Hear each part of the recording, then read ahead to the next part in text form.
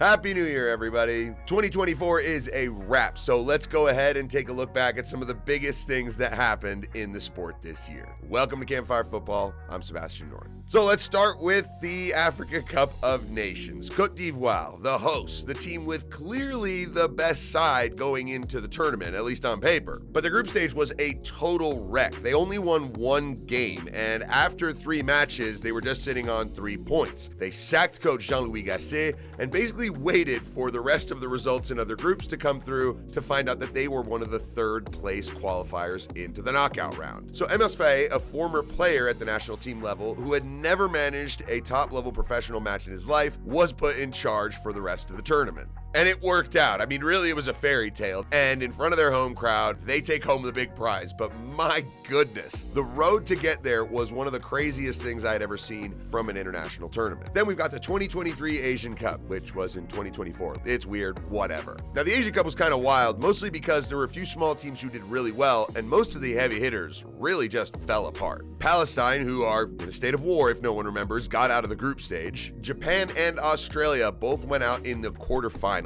Qatar knocked out Iran in one semifinal, and Jordan knocked out South Korea in the other. A complete collapse for Jurgen Klinsmann's side. And in the end, Jordan did the best they could, but they lost to Qatar in the final 3-1. All right, moving on to European club football. Definitely the biggest story of the whole entire season were Bayer Leverkusen. Xabi Alonso comes in, takes over, and completely transforms the side in his first half season. Then they just picked up where they left off last year and would not lose. I mean, at all. This is a club that had the title Neverkusen because they'd never won anything, and here all of a sudden they were scoring so many late goals and winning games that people called them never losing. They ended up dethroning Bayern Munich's 11-year run of titles in the Bundesliga. They won the Pokal as well, and then went into their final match of the season having not lost once the entire time. But that actually leads us to our next big story, which is that they ran into Atalanta. Led by Gianpiero Gasperini and a very hungry Ademola Lookman, the Bergamo side just completely shocked everyone. Won 3-0 against Bayer Leverkusen to hand them their only defeat of the season. Lookman getting a hat-trick in a final, which was really surprising to a lot of people. But what a sweet moment for Gianpiero Gasperini, who has been in charge of the club since 2016 and has over and over again rotated a completely new group of players to make new team after new team under his style. They're always exciting, and from time to time, they're good enough to go and win something, and it's great that they finally did.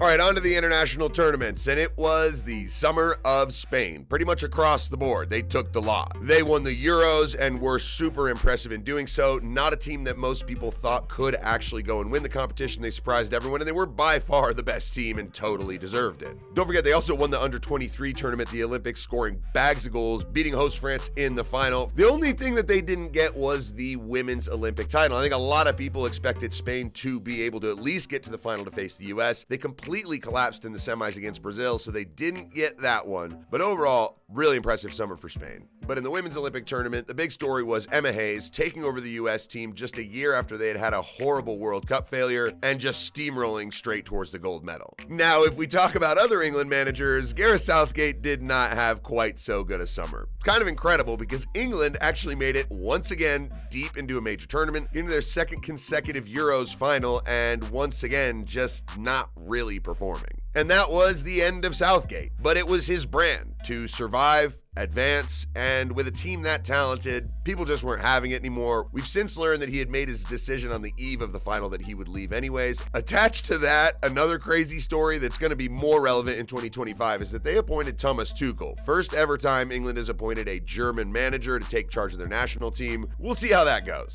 Now, one of Southgate's friends also lost his job this summer after a horrible international tournament showing, and that was Greg Berhalter. That's right, Greg's 2nd term in charge. This was the moment to really show what you could do with a team at a major tournament, especially on home soil.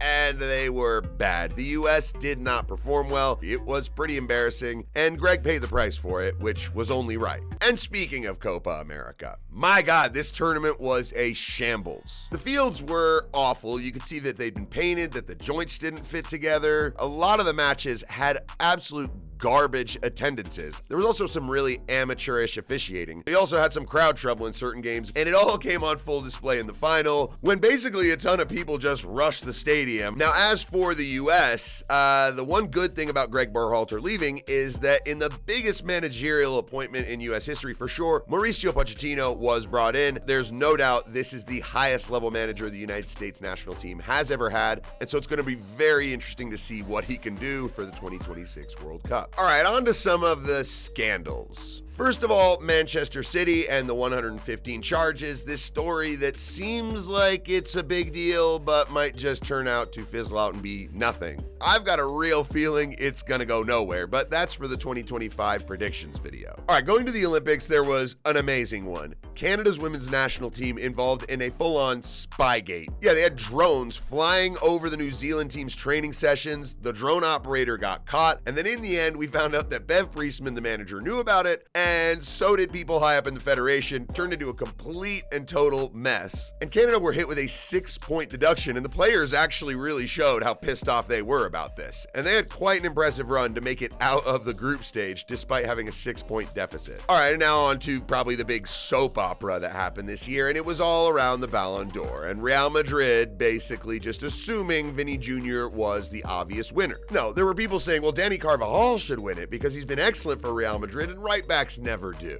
There weren't really any clear, obvious cases because Vinny Jr. did not have a good summer with Brazil at Copa America. But since Rodri was involved in a Euro win with Spain and did so well with Man City, and as we see with him gone, is clearly very important for his club, in the end it just went to him. And Real Madrid caught whiff of this before and just decided to send no one to the award ceremony. It was petty, it was stupid, and it just didn't make anyone involved in Real Madrid look good. And let's end with FIFA. Well, they finally crammed in the Club World Cup and in the process allowed Inter Miami to qualify for winning the Supporters' Shield, not MLS Cup. Yeah, they need Messi there, like really, really badly. And then there was the way they sort of mapped out the 2030 and 2034 World Cups that pissed a lot of people off. Basically, in order to make sure that Saudi Arabia would get the 2034 World Cup, they had to eliminate South America and Europe from the running for it. So Morocco had the strongest bid for 2030, but in order to get South America and Europe out of the way, you just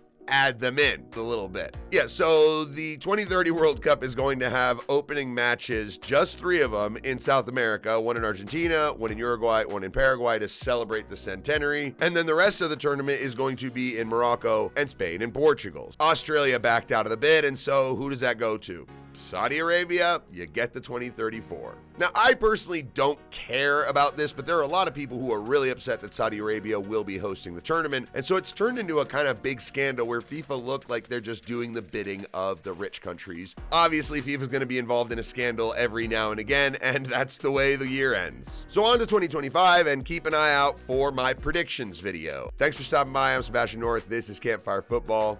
Happy New Year.